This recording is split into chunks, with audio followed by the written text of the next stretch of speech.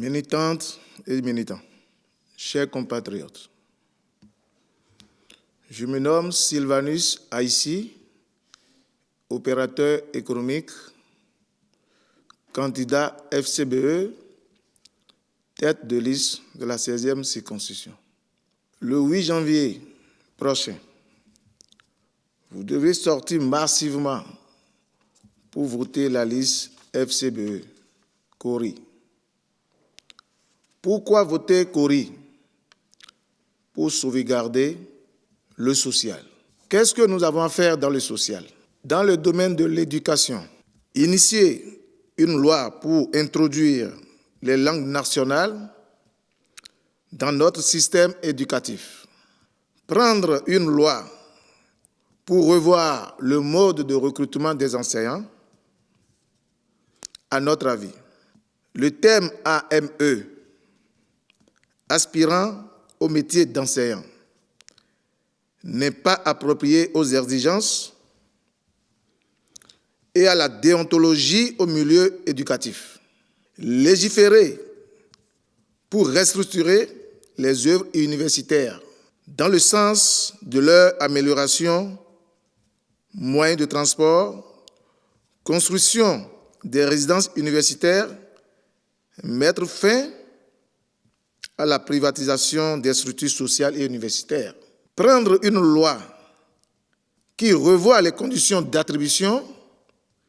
des bourses et des secours universitaires. Le domaine de l'emploi. Réviser la loi sur l'embauche afin de sécuriser à la fois l'employé et l'employeur. Initier une loi pour prioriser les nationaux dans les recrutements, aussi bien que dans le secteur public et que dans le secteur privé. Dans le domaine de la santé, initier des lois pour moderniser le plateau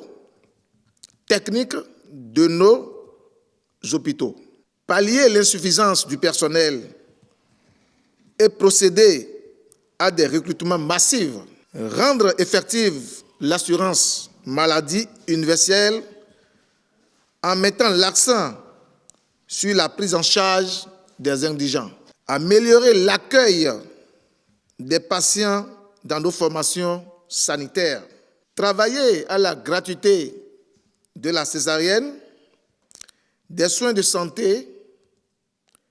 primaires et la dialyse, définir un ratio population-centre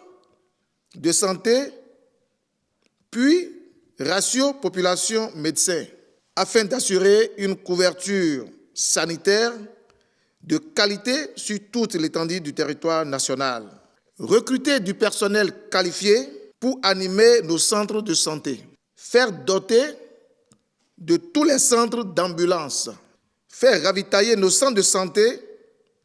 de médicaments en qualité suffisante. Uniformiser les prix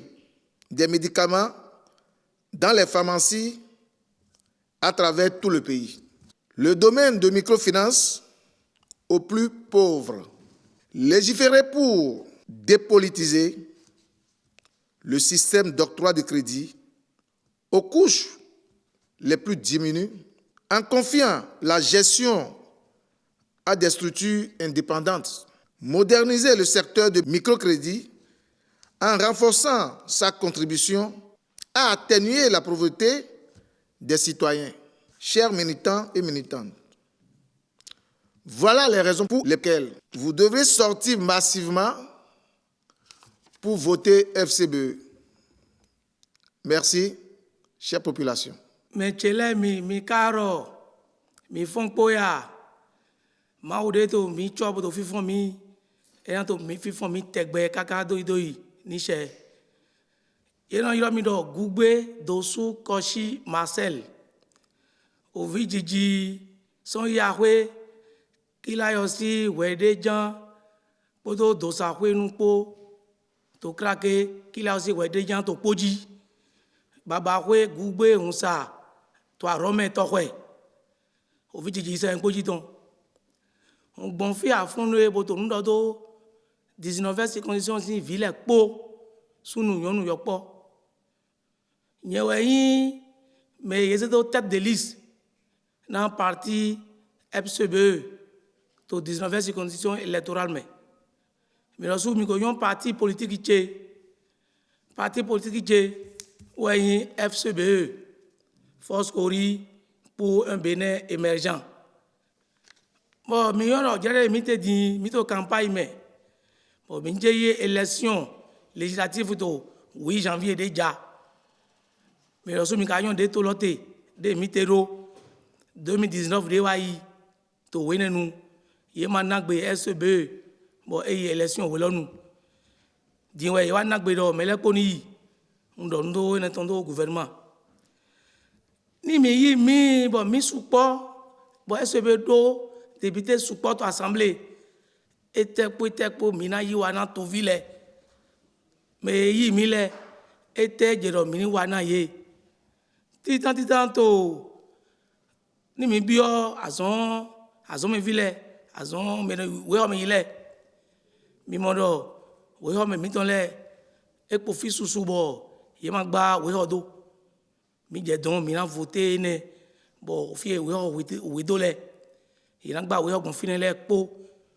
bo na kun adado na ye do yo po le ni ye je ya adado ji bo bio sun kame o dan le ga handu ye ene tu ran pa we o me le bo kun adado na ye bo kra pa kando we o le bo mentru le iro ne do aspirant mais aussi maman yo gbe ne ato azome amaso azome amayon yi ma yuda azome gan ato ke lo ko azome mina do hodego bo mina vo ne grado apakwe na mentru le cantine fi ma gbon le mina do hodo ne popo kantina gbon fi le po nundudu ave pe to lo me tam pataki lesi de mi do de ndudu bo mele ko ya ndu ne to ko de ton bayi blé de ton bayi pain ni fin don bayi pain no le ko ve ko mina do na holbo nde fe no yo subvention lo we mina bi a holbo ina de hu won po bo na lo bo ina po ko bo mina mo du pain ganji bo du lesi do game ene utu mina tenpon azanogbe bon 8 janvier déjà bon a voté SCBE bon SCBE na mo député sous to assemblée na yendo do hodo o mi ton lego gbe lo gbe mi je don iranze we ma yina mi mo SCBE lo mo fiete o ene to aga chenchen ni to awito to chenchen to aga wori bon mi na zindeji bon na fufudo bon na zita gbalo me we nenu mi voté ni me je poji to le agbon kan to le epe jefa kaka bi o ke tonu mi tronfle mi abi o to we kan me krake glogbo to we arome to we pogidi mi tronfle mi abi o gbonu kan me ogbonu blebu aka mi ton ndote